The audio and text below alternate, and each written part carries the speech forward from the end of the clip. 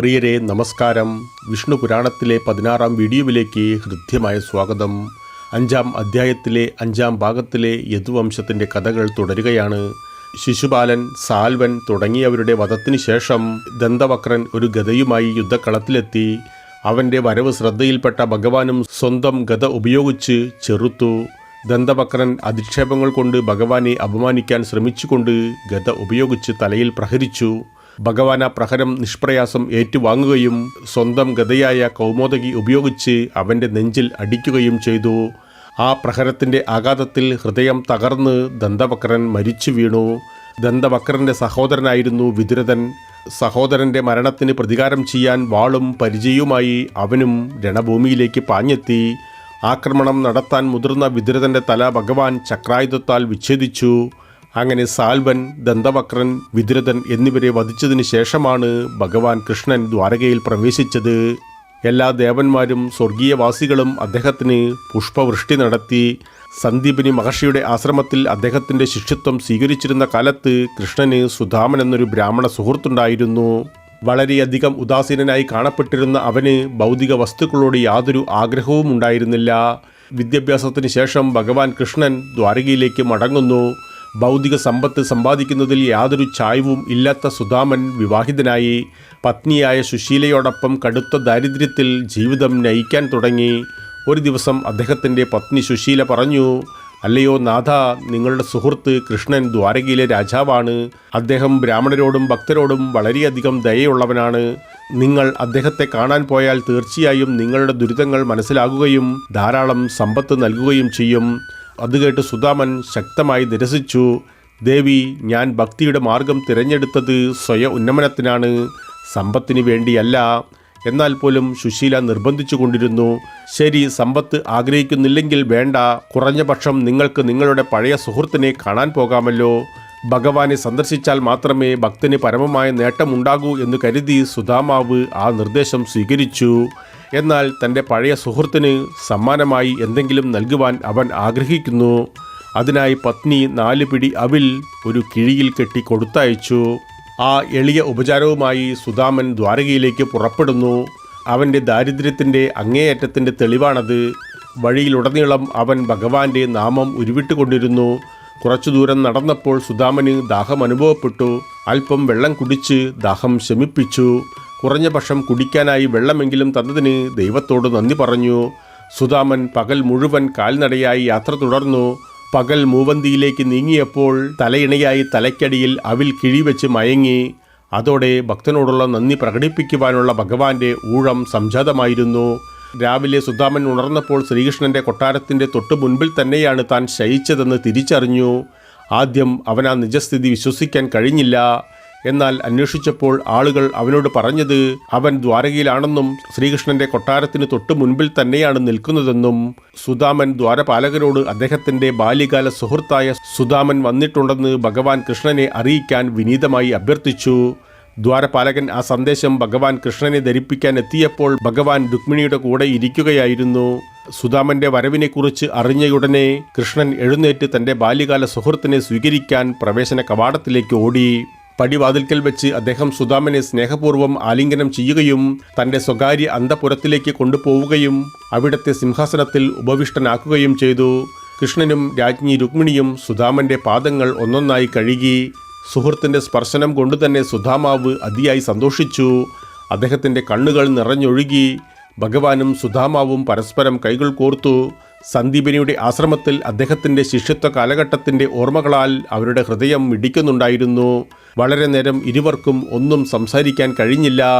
ഒടുവിൽ സുധാമൻ പറഞ്ഞു, "ഹേ ജഗദ്ഗുരു കൃഷ്ണ, അങ്ങയുടെ സുഹൃത്താവാനുള്ള ഭാഗ്യം എനിക്ക് ലഭിച്ചു. എനിക്ക് ഇതിലും വലുതായി മറ്റെന്താണ് നേടുവാനുള്ളത്?" അപ്പോൾ കൃഷ്ണൻ ചോദിച്ചു, "സഹോദര, എൻ്റെ സഹോദരി കൊടുത്തുവിട്ട എന്തെങ്കിലും നീ എനിക്കായി കൊണ്ടുവന്നിട്ടുണ്ടോ? വാത്സല്യത്തോടെ നൽകുന്ന ഏറ്റവും നിസ്സാരമായ എന്തൊന്നും സ്വീകരിക്കാൻ ഞാൻ ഇഷ്ടപ്പെടുന്നു." ഭഗവാന്റെ വാക്കുകൾ കേട്ട് സുധാമൻ ലജ്ജിച്ചു. ഉപഹാരമായി കൊണ്ടുവന്ന 4 പിടി അവിൽ പോലും അവൻ വെളിപ്പെടുത്തിയില്ല. ലജ്ജയോടെ സുധാമൻ നിലത്തേക്ക് നോക്കാൻ തുടങ്ങി. തൻ്റെ പ്രിയ സുഹൃത്ത് സുധാമൻ ഒരിക്കലും സമ്പത്തിനായിട്ടുള്ള ആഗ്രഹത്തോടെ എന്നെ ഓർമ്മിച്ചിട്ടില്ലെന്ന് ഭഗവാന് അറിയാമായിരുന്നു. ഇത്തവണയും അവൻ പത്നിയുടെ നിർബന്ധപ്രകാരമാണ് വന്നിരിക്കുന്നത്. അതിനാൽ ദേവന്മാർക്ക് പോലും ചിന്തിക്കാൻ കഴിയാത്ത സമ്പത്ത് ഞാൻ അവന് നൽകും. അത്രയും ചിന്തിച്ചുകൊണ്ട് സുദാമൻ്റെ കൈവശമുണ്ടായിരുന്ന കിഴി തട്ടിയെടുത്ത് ആകാംക്ഷയോടെ തുറന്നു. അതിൽ നിന്നും ഒരു പിടി അവിൽ വാരിയെടുത്ത് വായിലിട്ടു. ഭഗവാൻ അടുത്ത പിടി എടുക്കുവാൻ തുടങ്ങിയപ്പോൾ രാജ്ഞി രുക്മിണി അദ്ദേഹത്തിൻ്റെ കയ്യിൽ പിടിച്ച് അപേക്ഷിച്ചു, ഹേ വിശ്വംഭര, ലോകത്തിൻ്റെ മുഴുവൻ അഭിവൃദ്ധിക്കും ഈ ഒരു പിടി മതിയാകും. ആ രാത്രി സുദാമൻ ശ്രീകൃഷ്ണൻ്റെ കൊട്ടാരത്തിൽ താമസിച്ചു. ഭഗവാന്റെ യഥാർത്ഥ വാസസ്ഥലമായ വൈകുണ്ഠത്തിൻ്റെ അനുഭൂതി അദ്ദേഹം അവിടെ അനുഭവിച്ചു.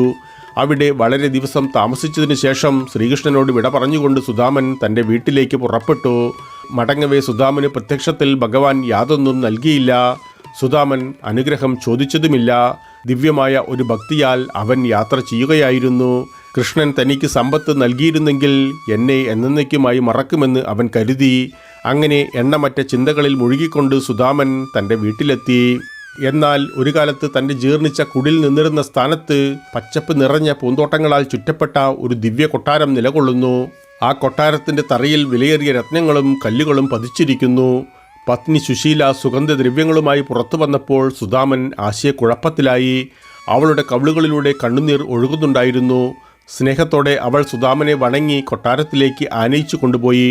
സുദാമൻ അപ്പോഴും ദൈവകൃപയിൽ അഭിരമിക്കുകയായിരുന്നു. എനിക്ക് എല്ലാ ജന്മത്തിലും ഭഗവാന്റെ സൗഹൃദം ഉണ്ടാകട്ടെ, ഭഗവാന്റെ പാദങ്ങളോടുള്ള എൻ്റെ വാത്സല്യം വർദ്ധിക്കട്ടെ, എനിക്ക് സമ്പത്ത് വേണ്ട. അന്നു മുതൽ ഭഗവാൻ കൃഷ്ണൻ നൽകിയ അനുഗ്രഹത്താൽ സുദാമൻ കൊട്ടാരത്തിൻ്റെ സുഖസൗകര്യങ്ങൾ ആസ്വദിച്ചു. അദ്ദേഹത്തിൻ്റെ ഭക്തി അനുദിനം വർദ്ധിക്കുന്നു. പരാശരൻ പറഞ്ഞു, ഹേ മൈത്രേയ, ഭഗവാൻ കൃഷ്ണൻ ദ്വാരകയിൽ ആനന്ദത്തോടെ സമയം ചെലവഴിക്കുകയായിരുന്നു. ആ സമയത്ത് ഒരു പൂർണ്ണ സൂര്യഗ്രഹണം സംഭവിച്ചു. ആ മഹത്തായ അവസരത്തിൽ ഭാരതത്തിൻ്റെ വിവിധ ഭാഗങ്ങളിൽ നിന്നുള്ള ആളുകൾ പുണ്യഗംഗാ നദിയിൽ മുങ്ങിക്കുളിക്കാൻ കുരുക്ഷേത്രത്തിൽ തടിച്ചുകൂടി. എല്ലാ യദുവംശികളും അവിടെയെത്തി. കൃഷ്ണനും ബലരാമനും കുരുക്ഷേത്രത്തിൽ എത്തിയ വിവരം വ്രജവാസികൾ അറിഞ്ഞപ്പോൾ അവരും അവിടെ ഒത്തുകൂടി. ഉത്സവവേളയിൽ ഭഗവാൻ കൃഷ്ണൻ തൻ്റെ വളർത്തച്ഛനായ നന്ദനെയും ബാല്യകാല സുഹൃത്തുക്കളായ മറ്റു ഗോപാലകന്മാരെയും കണ്ടുമുട്ടി. വളരെ കാലമായി അദ്ദേഹത്തിൻ്റെ ദർശനത്തിനായി കൊതിച്ചിരുന്ന ഗോപികമാരെയും ഭഗവാൻ കൃഷ്ണൻ കണ്ടുമുട്ടി. അവർ ആ കൂടിക്കാഴ്ച ആസ്വദിച്ച് ദീർഘനേരം സംസാരിച്ചു കൊണ്ടിരുന്നു. സ്നേഹത്തിലും സന്തോഷത്തിലും മതിമറന്ന് വസുദേവൻ നന്ദനെ ആലിംഗനം ചെയ്തു. ഭഗവാൻ കൃഷ്ണനും ബലരാമനും അമ്മ യശോദയെയും പിതാവ് നന്ദനെയും ആദരവപൂർവ്വം വണങ്ങി. അവരും കൃഷ്ണ ബലരാമന്മാരെ സ്നേഹപൂർവ്വം ആലിംഗനം ചെയ്തു. ഭഗവാന്റെ ദർശനം ഗോപികമാരെ പ്രത്യേകിച്ചും ആകർഷിച്ചു. ഭഗവാന്റെ ഒരു ദർശനം എന്നതൊഴികെ മറ്റൊന്നും അവർ ആഗ്രഹിച്ചിരുന്നില്ല. ആ ദിവസത്തിൽ അവരുടെ ദീർഘകാല സ്വപ്നം സാക്ഷാത്കരിക്കപ്പെട്ടു. ഭഗവാന്റെ ആകർഷകമായ രൂപം ഗോപികമാർ കൺകുളിർക്കെ കണ്ടു. അദ്ദേഹത്തെ ആലിംഗനം ചെയ്യുന്നതിൻ്റെ സന്തോഷം അവർ അനുഭവിച്ചു. ഭഗവാൻ എല്ലാ ഗോപികമാരെയും കണ്ടുമുട്ടി ഓരോരുത്തരെയും ആലിംഗനം ചെയ്തു. അവരുടെ ക്ഷേമത്തെക്കുറിച്ച് അന്വേഷിക്കുകയും ആത്മീയ ജ്ഞാനത്തെക്കുറിച്ച് അവരോട് പ്രഭാഷണം നടത്തുകയും ചെയ്തു. ആ അറിവിൻ്റെ ഫലമായി ഗോപികമാരിൽ ജീവിക്കുവാനുള്ള തോന്നൽ അപ്രത്യക്ഷമാവുകയും അവർ ഭഗവാനുമായി എന്നേക്കുമായി ലയിക്കുകയും ചെയ്തു. ദേവർഷി നാരദനും വ്യാസനും മറ്റു പല മഹർഷിമാരും ഭഗവാനെ ദർശിക്കാൻ കുരുക്ഷേത്രത്തിലെത്തി. ഭഗവാൻ അവരെയെല്ലാം സ്വാഗതം ചെയ്തു. തുടർന്ന് വാസുദേവൻ അവരെ സ്വാഗതം ചെയ്ത് തൻ്റെ ആത്മോന്നതിക്കുള്ള വഴി അന്വേഷിച്ചു. ചിരിച്ചുകൊണ്ട് നാരദൻ പറഞ്ഞു, ഗംഗാ തീരത്ത് താമസിക്കുന്ന വസുദേവൻ എന്ന വ്യക്തി ഗംഗയിലെ പുണ്യജലം ഉപേക്ഷിച്ച് ശുദ്ധീകരണത്തിനായി മറ്റു തീർത്ഥാടന കേന്ദ്രങ്ങളിലേക്ക് പോവുക. കൃഷ്ണ ബലരാമന്മാരുടെ സാന്നിധ്യത്തിൽ മുനിമാർ പറഞ്ഞു, അവർണ്ണനീയവും ശാശ്വതവുമായ സച്ചിദാനന്ദൻ ശ്രീകൃഷ്ണനെ നിങ്ങൾ നിങ്ങളുടെ മകനായി കാണുന്നു. ഞങ്ങളിൽ നിന്ന് നിങ്ങൾ ആത്മോന്നതിയുടെ വഴികൾ തേടുന്നു. ഹേ വാസുദേവ, അദ്ദേഹത്തെ തിരിച്ചറിയുക, അദ്ദേഹത്തിൻ്റെ അഭയം സ്വീകരിക്കുക. അദ്ദേഹത്തിന് മാത്രമേ നിങ്ങളെ രക്ഷിക്കാൻ കഴിയൂ. മുനിയുടെ വാക്കുകളുടെ അർത്ഥം വസുദേവന് മനസ്സിലായി. അദ്ദേഹം തൻ്റെ പുത്രനോടുള്ള ഭക്തി വളർത്തിയെടുക്കുവാൻ തുടങ്ങി. ഓരോ മനുഷ്യനും ദേവന്മാരോടും ഋഷിമാരോടും പൂർവികരോടും കടപ്പാടുണ്ടായി. ദേവന്മാരോടുള്ള കടപ്പാടിൽ നിന്ന് അദ്ദേഹത്തെ മോചിപ്പിക്കാൻ മുനിമാർ കുരുക്ഷേത്രത്തിൽ വസുദേവനെ കൊണ്ട് ഒരു യാഗം നടത്തി. ദ്വാരകയിൽ കൃഷ്ണനും ബലരാമനും രാവിലെ ദിവസവും മാതാപിതാക്കളെ വണങ്ങാറുണ്ടായിരുന്നു. ഇപ്പോൾ വസുദേവന് അവരുടെ വ്യക്തിത്വം തിരിച്ചറിഞ്ഞിരിക്കുന്നു. അങ്ങനെ കുരുക്ഷേത്രത്തിൽ നിന്ന് മടങ്ങിയ ശേഷം കൃഷ്ണനും ബലരാമനും പതിവ് പോലെ മാതാപിതാക്കളെ വണങ്ങുവാൻ പോയപ്പോൾ വസുദേവൻ ആദ്യം അവരെ വണങ്ങി. പിന്നീട് ഭഗവാൻ കൃഷ്ണൻ പിതാവിനോട് ആധ്യാത്മിക അറിവിനെക്കുറിച്ച് പ്രഭാഷണം നടത്തി. ആ അറിവിനാൽ എല്ലായിടത്തും വസുദേവൻ കൃഷ്ണനെ ദർശിക്കാൻ തുടങ്ങി. അപ്പോഴവിടെ മാതാവായ ദേവകിയും ഉണ്ടായിരുന്നു. കംസനാൽ കൊല്ലപ്പെട്ട തൻ്റെ 6 മക്കളെക്കുറിച്ചുള്ള ഓർമ്മകൾ ഇപ്പോഴും അവളുടെ മനസ്സിൽ നിന്നും പൊലിഞ്ഞിട്ടുണ്ടായിരുന്നില്ല. കൃഷ്ണൻ യമപുരിയിൽ നിന്നും സന്ദീപനി മുനിയുടെ മരിച്ച മകനെ തിരികെ കൊണ്ടുവന്നതായി അവർ കേട്ടിരുന്നു. അതിനാൽ അവർ പുത്രനോട് അപേക്ഷിച്ചു, നിങ്ങൾ ഇരുവരും ദേവന്മാർക്ക് പോലും ആദരണീയരായ വ്യക്തിത്വങ്ങളാണ്. എൻ്റെ ഒരു ആഗ്രഹം നിങ്ങൾ സഫലീകരിച്ചു തരേണമേ. കംസനാൽ നിഗ്രഹിക്കപ്പെട്ട എൻ്റെ പ്രിയപ്പെട്ട 6 മക്കളെ എനിക്ക് കാണിച്ചു തരൂ. അമ്മയുടെ ആജ്ഞയാലും യോഗാമയിയുടെ സഹായത്താലും 2 സഹോദരന്മാരും പാതാള ലോകങ്ങളിലൊന്നായ സുതല ലോകത്തെത്തി. അസുര രാജാവായ ബലി അവരെ സ്വാഗതം ചെയ്യുകയും അവർക്കായി ഒരു ഇരിപ്പിടം അനുവദിക്കുകയും അവരുടെ പാദങ്ങൾ കഴുകുകയും ചെയ്തു. ബലിരാജാവ് ഭഗവാനോട് അങ്ങേക്കായി എന്നാൽ എന്ത് ചെയ്യാൻ കഴിയുമെന്ന് ചോദിച്ചു.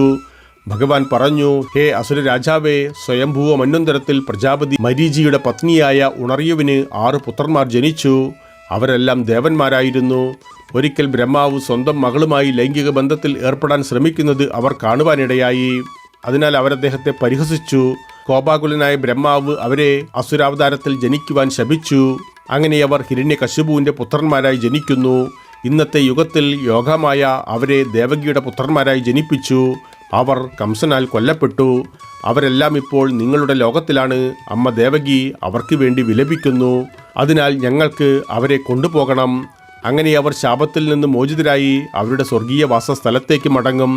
ഭഗവാൻ കൃഷ്ണനും ബലരാമനും ആ 6 കുഞ്ഞുങ്ങളെയും ദ്വാരകയിലേക്ക് കൊണ്ടുവന്ന് അമ്മ ദേവകിയെ ഏൽപ്പിച്ചു. തൻ്റെ കുഞ്ഞുങ്ങളെ വീണ്ടും കാണാനിടയായപ്പോൾ ദേവകിയുടെ ഹൃദയം പുത്രന്മാരോടുള്ള സ്നേഹത്താൽ തുളുമ്പി. അവളുടെ സ്തനങ്ങളിൽ പാൽ നിറയാൻ തുടങ്ങി. അവൾ അവർക്കെല്ലാം മുലയൂട്ടി. ആ പാൽ കുടിച്ചുകൊണ്ട് എല്ലാ കുഞ്ഞുങ്ങളും മോക്ഷം നേടി. അവരവരുടെ സ്വർഗീയ വാസസ്ഥലത്തേക്ക് പോയി. അപ്പോൾ മൈത്രേയൻ ചോദിച്ചു, ഗുരുദേവ, അർജുനനും സുഭദ്രയും എങ്ങനെയാണ് വിവാഹിതരായത്? ആ കഥയും എനിക്ക് കേൾക്കണം. ദയവായത് പറഞ്ഞു തരൂ. പരാശരൻ പറഞ്ഞു, ഒരിക്കൽ ഒരു തീർത്ഥാടന യാത്രയ്ക്കിടെ അർജുനൻ പ്രഭാസ് പ്രദേശത്തെത്തി. ബലരാമന് തൻ്റെ സഹോദരിയായ സുഭദ്രയെ ദുര്യോധനന് വിവാഹം കഴിച്ചു നൽകാൻ ആഗ്രഹമുണ്ടെന്ന് അവിടെ വെച്ച് അദ്ദേഹത്തിന് മനസ്സിലായി. എന്നാൽ വസുദേവനും കൃഷ്ണനും ഈ വിവാഹത്തെ അനുകൂലിച്ചിരുന്നില്ല. അതിനാൽ സുഭദ്രയെ പരിണയം ചെയ്യാൻ അർജുനൻ്റെ മനസ്സിൽ ശക്തമായ ആഗ്രഹം ഉടലെടുത്തു. ആ പ്രേരണയിനാൽ അർജുനൻ വൈഷ്ണവ മുനിയുടെ വേഷത്തിൽ ദ്വാരകയിലെത്തി. അപ്പോൾ മഴക്കാലമായിരുന്നു. അതിനാൽ അത് ചതുർമസ്യ വ്രതത്തിൻ്റെ, അതായത് 4 മാസം നീണ്ടു നിൽക്കുന്ന വ്രതം അനുഷ്ഠിക്കുന്ന സമയമായിരുന്നു. അർജുനൻ ദ്വാരകയിൽ താമസിച്ചു. അവിടുത്തെ താമസത്തിനിടയിൽ ബലരാമൻ അദ്ദേഹത്തെ നന്നായി സേവിക്കുകയും പരിചരിക്കുകയും ചെയ്തു.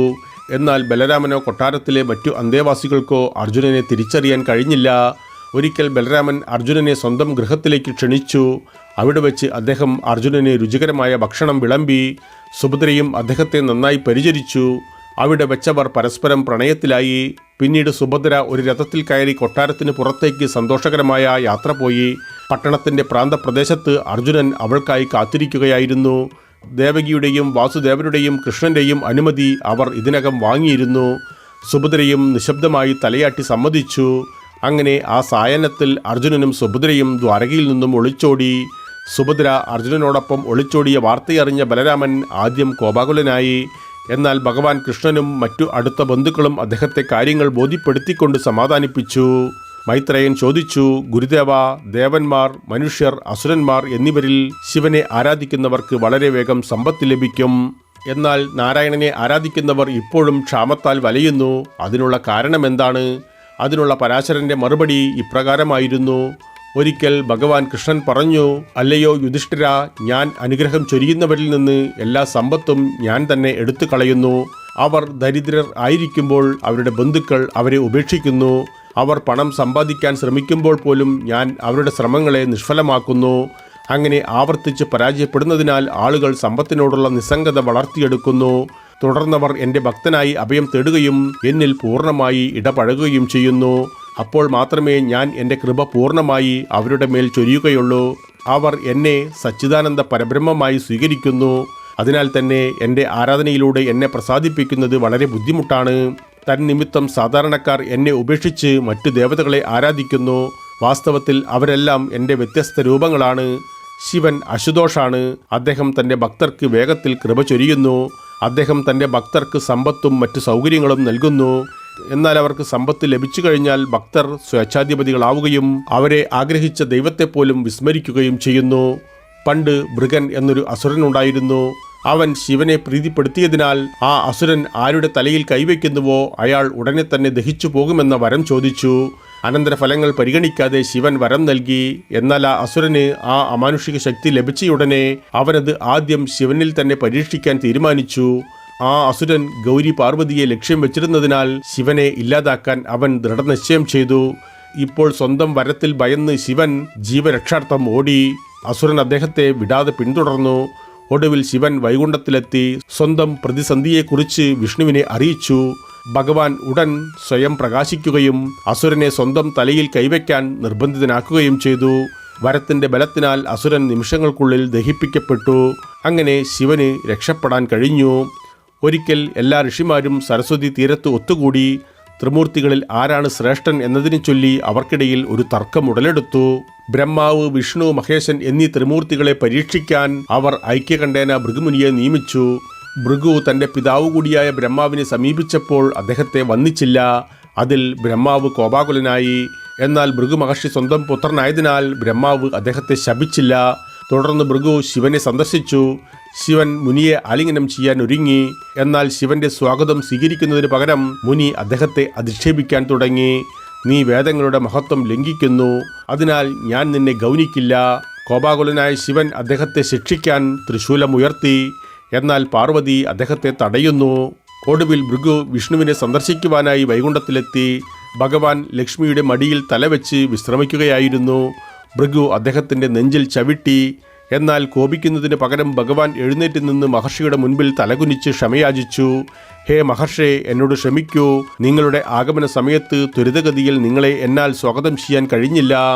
നിങ്ങളുടെ പാദങ്ങൾ മൃദുവായതാണ്. അതിന് എന്നെ പരിക്കേൽപ്പിക്കാൻ കഴിയില്ലെന്ന് ഞാൻ പ്രതീക്ഷിക്കുന്നു. എൻ്റെ എല്ലാ പാപങ്ങളും നിങ്ങളുടെ പാദസ്പർശനത്താൽ കഴുകിക്കളയപ്പെട്ടിരിക്കുന്നു. ഭഗവാന്റെ ഗൗരവമേറിയ ആദരവോടുകൂടിയ ക്ഷമാപണത്തിൽ ഭൃഗു വളരെ സന്തുഷ്ടനായി. അദ്ദേഹത്തിൻ്റെ ഹൃദയം അമിതമായ ഭക്തിയാൽ വിതുമ്പി. അദ്ദേഹം ഋഷിമാരുടെ സഭയിലേക്ക് മടങ്ങി തൻ്റെ അനുഭവം വിവരിച്ചു. അന്നു മുതൽ ഭഗവാൻ വിഷ്ണുവിനെ പരമാത്മാവായും സമാധാനത്തിൻ്റെയും നിർഭയത്വത്തിൻ്റെയും ദാതാവുമായി കണക്കാക്കുന്നു. ദ്വാരകയിൽ ഒരു ബ്രാഹ്മണൻ താമസിച്ചിരുന്നു. അദ്ദേഹത്തിൻ്റെ പത്നിയിൽ ആദ്യത്തെ പുത്രൻ ജനിച്ചപ്പോൾ തന്നെ മരിച്ചു. ബ്രാഹ്മണൻ മരിച്ച പുത്രനെ എടുത്തുകൊണ്ട് രാജകൊട്ടാരത്തിലേക്ക് കൊണ്ടുപോയി പരാതിപ്പെട്ടു. ബ്രാഹ്മണ വിരുദ്ധതയും രാജാവിൻ്റെ ദുഷ്പ്രവൃത്തികളും കാരണം എൻ്റെ പുത്രൻ മരിച്ചു. തുടർന്നും ബ്രാഹ്മണ ദമ്പതികൾക്ക് 8 പുത്രന്മാർ ജനിക്കുകയും ജനനാനന്തരം മരണപ്പെടുകയും ചെയ്തു. ബ്രാഹ്മണൻ മരിച്ച പുത്രന്മാരെ രാജകൊട്ടാരത്തിൻ്റെ കവാടത്തിൽ ഉപേക്ഷിച്ചുകൊണ്ടിരുന്നു. അങ്ങനെ 9ാമത്തെ പുത്രൻ ജനിക്കുന്ന വേളയിൽ അർജുനൻ ദ്വാരകയിലുണ്ടായിരുന്നു. അദ്ദേഹം ആ ബ്രാഹ്മണന് ഒരു വാക്കു നൽകി. നിങ്ങളുടെ പുത്രനെ ഞാൻ സംരക്ഷിക്കും. അതിന് കഴിഞ്ഞില്ലെങ്കിൽ സ്വയം തീ കൊളുത്തും. അടുത്ത പ്രസവ സമയത്തും പ്രകോപിതനായി ബ്രാഹ്മണൻ അർജുനന്റെ അടുത്തെത്തി. വില്ലാളിയായ അർജുനൻ ബ്രാഹ്മണന്റെ 10ാമത്തെ മകനെ സംരക്ഷിക്കാൻ എല്ലാ ക്രമീകരണങ്ങളും ഒരുക്കി. നിരവധി മന്ത്രങ്ങളാൽ വിശുദ്ധീകരിക്കപ്പെട്ട അർജുനന്റെ അമ്പുകൾ കൊണ്ട് പ്രസവ മുറിക്ക് ചുറ്റുമായി ഒരു വേലി കെട്ടി. തുടർന്ന് ഒരു കുട്ടി ജനിച്ചു. പക്ഷേ കുറച്ചു സമയത്തിനുള്ളിൽ തന്നെ ആ കുഞ്ഞും മരിച്ചു. ക്ഷുഭിതനായ ബ്രാഹ്മണൻ അർജുനനെ ശപിച്ചു. ബ്രാഹ്മണന്റെ മരിച്ചുപോയ മകനെ അന്വേഷിച്ച് അർജുനൻ 3 ലോകങ്ങളിലും പാതാളത്തിൽ പോലും സഞ്ചരിച്ചു. എന്നാൽ അതിനെ എവിടെയും കണ്ടെത്തുവാനായില്ല. ഒടുവിൽ തൻ്റെ പരാജയം അംഗീകരിച്ച് അർജുനൻ വാഗ്ദാനം ചെയ്തതുപോലെ ആത്മാഹുതി ചെയ്യുവാനൊരുങ്ങി. അതേസമയം അർജുനന്റെ ശാപത്തെക്കുറിച്ച് കൃഷ്ണനും അറിഞ്ഞു. ആത്മാഹുതി ചെയ്യുന്നതിൽ നിന്നും അർജുനനെ കൃഷ്ണൻ തടയുന്നു. അതിനുശേഷം ഒരു ദിവ്യരഥത്തിൽ ഭഗവാൻ അർജുനനോടൊപ്പം പ്രപഞ്ചത്തിൻ്റെ പരിധിക്കപ്പുറമുള്ള പടിഞ്ഞാറോട്ട് പുറപ്പെട്ടു. അവിടെ ത്രിപതി ഭൂതിയിൽ ഭഗവാൻ വാസുദേവന്റെ വാസസ്ഥലത്തെത്തി. പുരുഷോത്തമന്റെ രൂപത്തിൽ ഭഗവാൻ ഉണ്ടെന്ന് അർജുനൻ തിരിച്ചറിഞ്ഞു. ശ്രീകൃഷ്ണനും അർജുനനും അദ്ദേഹത്തെ വന്ദിച്ചു.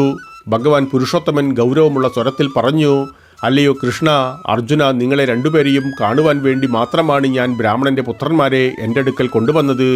എൻ്റെ ഭാഗമായി നിങ്ങൾ രണ്ടുപേരും ഭൂമിയിൽ അവതാരമെടുത്തത് മതത്തെ സംരക്ഷിക്കുവാനാണ്. ഇപ്പോൾ എല്ലാ അസുരന്മാരും കൊല്ലപ്പെട്ടു. അതിനാൽ നിങ്ങൾ എൻ്റെ അടുക്കിലേക്ക് മടങ്ങി വരൂ. ശ്രീകൃഷ്ണനും അർജുനനും വീണ്ടും ഭഗവാനെ വന്ദിച്ചു. ബ്രാഹ്മണപുത്രന്മാരോടൊപ്പം ഭൂമിയിലേക്ക് മടങ്ങി. ഭഗവാന്റെ പരമോന്നത വാസസ്ഥലം കണ്ട അർജുനൻ അത്യധികം അത്ഭുതപ്പെട്ടു. ഒരു ജീവിക്ക് എത്ര ശക്തിയുണ്ടെങ്കിലും അത് ശ്രീകൃഷ്ണന്റെ കൃപ കൊണ്ടാണെന്ന് അദ്ദേഹത്തിന് തോന്നി. സാധാരണക്കാരനെ പോലെ ഭഗവാൻ ഭൂമിയിലെ ലൗകിക സൗകര്യങ്ങൾ ആസ്വദിച്ചു. രാജാക്കന്മാരെപ്പോലെ യജ്ഞങ്ങൾ നടത്തി. ആദർശവാദികളെപ്പോലെ പെരുമാറി. തൻ്റെ പ്രജകളെ പിന്തിരിപ്പിച്ചു. ഭൂമിയിൽ മതം സ്ഥാപിക്കാൻ ദുഷ്ടരാജാക്കന്മാരെ വധിച്ചു. പ്രിയരെ, ഇതോടെ 5ാം അധ്യായത്തിലെ 5ാം ഭാഗം പര്യവസാനിക്കുകയാണ്. തുടർന്ന് 5-ാം അധ്യായത്തിലെ 6-ാം ഭാഗത്തിൽ മുനിമാർ യദുവംശികളെ ശപിക്കുന്ന കഥ വിവരിക്കുന്നു. 6-ാം ഭാഗവും ഒരു ഭാഗം മാത്രമടങ്ങുന്ന 6-ാം അധ്യായവുമായി അവസാനത്തെ വിഷ്ണുപുരാണ വീഡിയോയിൽ മറ്റൊരു ദിവസം കണ്ടുമുട്ടാം. ഇപ്പോൾ നന്ദി, നമസ്കാരം.